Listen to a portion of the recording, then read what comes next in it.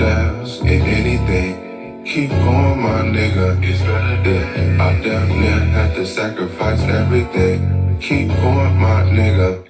It's ups and downs and everything. Rise and Fallers, week 28. Your boy Mellow TMG, you know the vibes, you know what it is by now. Make sure you like and subscribe. Follow us on all socials, the Instagram, the Twitter. Listen to us audibly. Apple Podcasts, Spotify. Rise and Fallers, like I said, let's get it. First rise of the week is got to be Yordenis Ugás. Damn, what a performance. Your biggest night, your biggest moment, and you seized it with both hands. You're now 27-4 with 12 KOs. The Cuban, well scored, has a deep amateur career. I mean, he's a heavily avoided fighter. You know, some say he beat Sean Porter a couple years ago. I seem to be part of the some people. He's now free.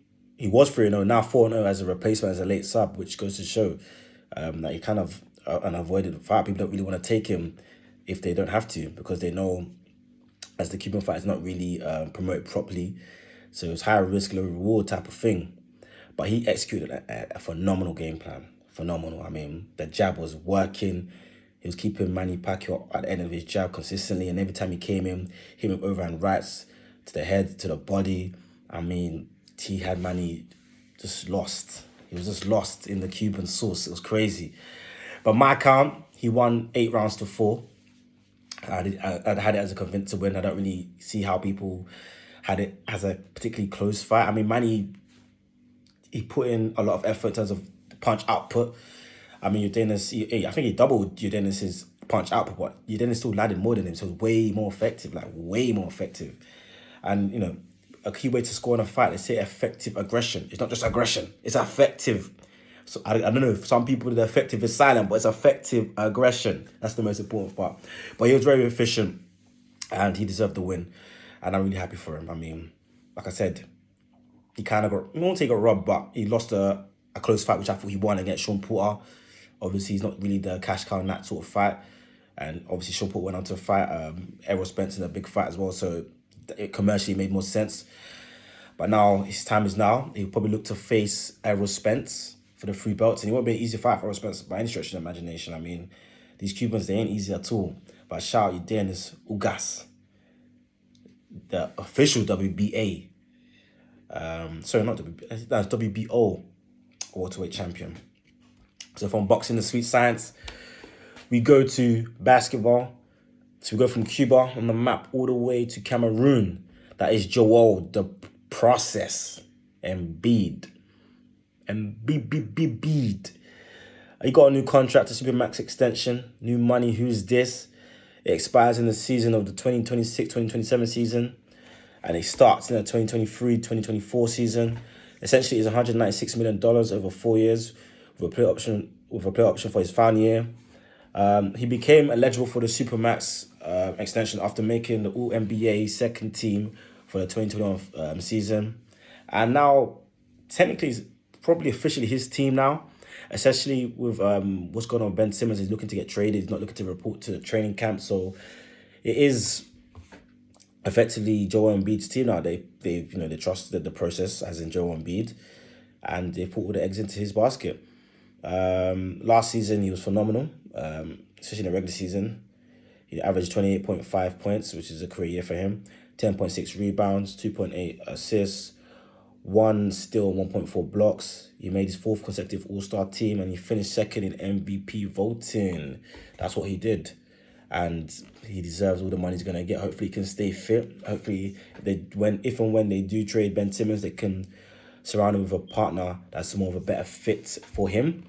Someone that can space the floor, someone that doesn't necessarily need him to be playing on the perimeter. I mean, Joel Embiid can hit an outside shot, particularly the mid-range, but he can hit a 3 as well. But they kind of take it away from his game the further away he is from the basket. I mean, teams will be happy with him they're draining 3s. That's not really his A game. But yeah, that's Joel Embiid. Shout out to the boy, getting the money. We love to see it. So from Joel Embiid and basketball, we go from Cameroon all the way to Viva la Mexico. Well, sorry, not Viva la Mexico. We go to America. We go to the boy Caleb Plant.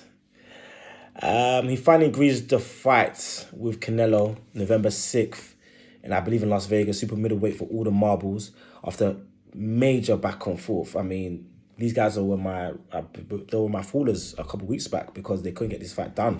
And I was grilling Caleb Plant because, you're the B-side. These opportunities that come around too often, especially for you to make the money, especially for you to fight the cash cow of boxing today. Alvarez will enter the fight with a record of 56 wins. Damn. One loss and 2 draws, with 38 of those wins coming via KO. Plant, on the other hand, 21-0-0. 12 of his wins coming via KO. The fight will be on PBC, Premier Boxing Champions, alongside Canelo Promotions. With the initial negotiations, Canelo was set to earn around $40 million, which would have been a career high for him, along with Mexican TV rights and his Hennessy sponsorship deal, which would have taken up probably close to 50 and 60 million. With Plant, who's going to get a career payday as well, 10 million plus. It hasn't been released whether those figures are still going to be the same for the actual fight that was agreed. But yeah, that's the breakdown according to Plant in the previous negotiations. The last fight or negotiations broke down. Essentially, there was a sticking point because essentially, according to Plant, if I got injured as in Caleb Plant or sick, then he as in Canelo gets a late replacement for the same amount of guaranteed money, essentially the 40 million plus the add-ons. But if he gets sick or injured Canelo, then we've got to wait for him, he said. So obviously there's a cash cow, things like this are going to be in your favour. But for Caleb and PBC, that was a bit too much in the favour of Canelo, and I can understand why they feel that way. So yeah, that's it. And so from the risers, we go to the fallers. So from obviously Ugás, we go to the guy that he defeated.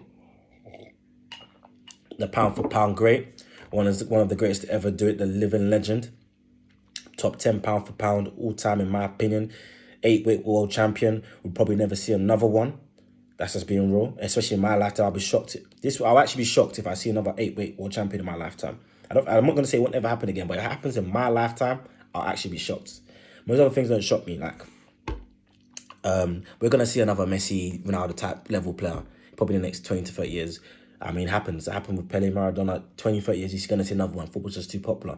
But for someone to go up, and you're going to see another LeBron, Jordan type player in the next 20, 30 years max. Basketball, again, is too popular.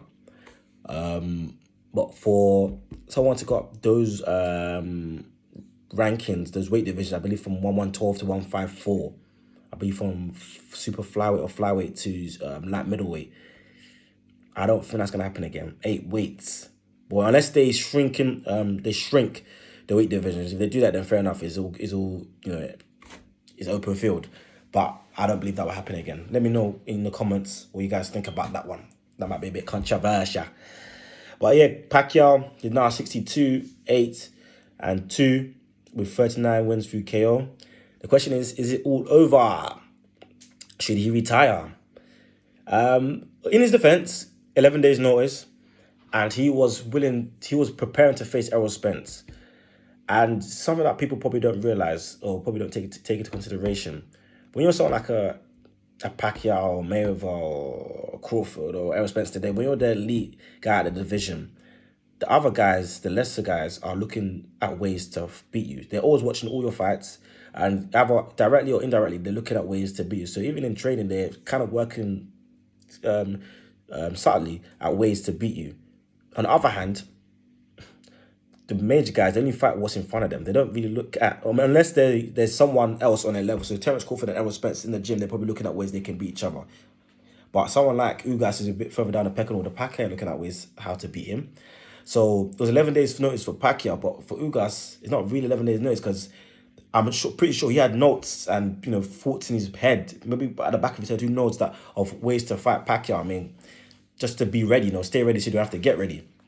But yeah, his accuracy and speed disappeared, especially since he fought Keith Thurman 2 years ago.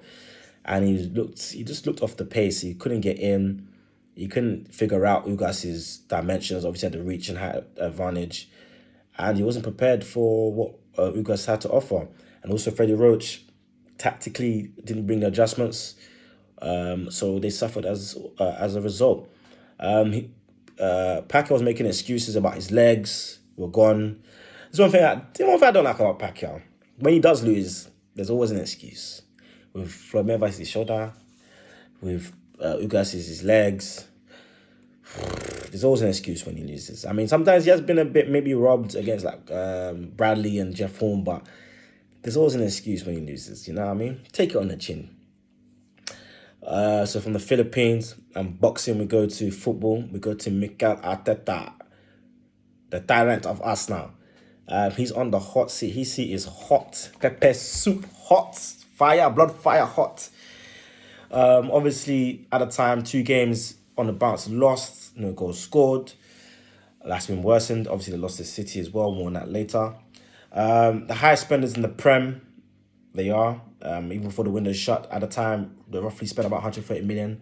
I believe Odegaard, Ramsdale, Tavares, Lukonga, and guys like that. I think I'm missing someone else as well. Rumor has it before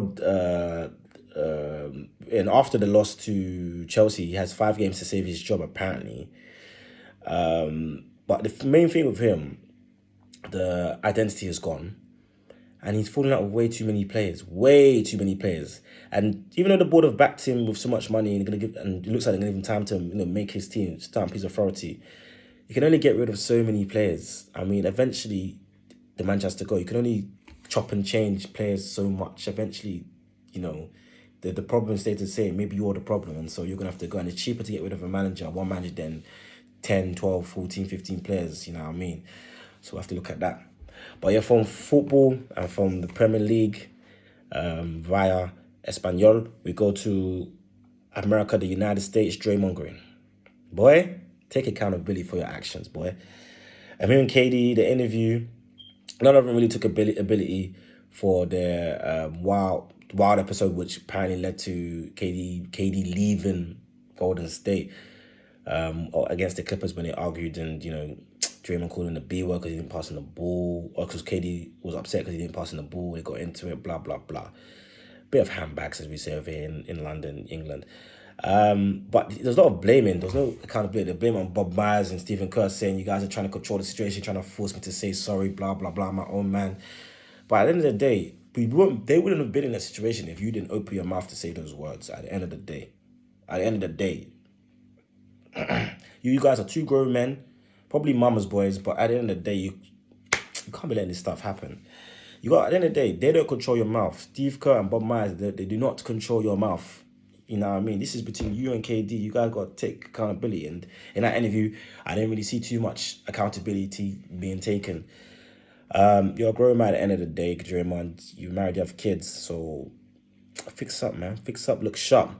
But anyways, it's your boy Mellow TMG. You know what time it is. I'm out.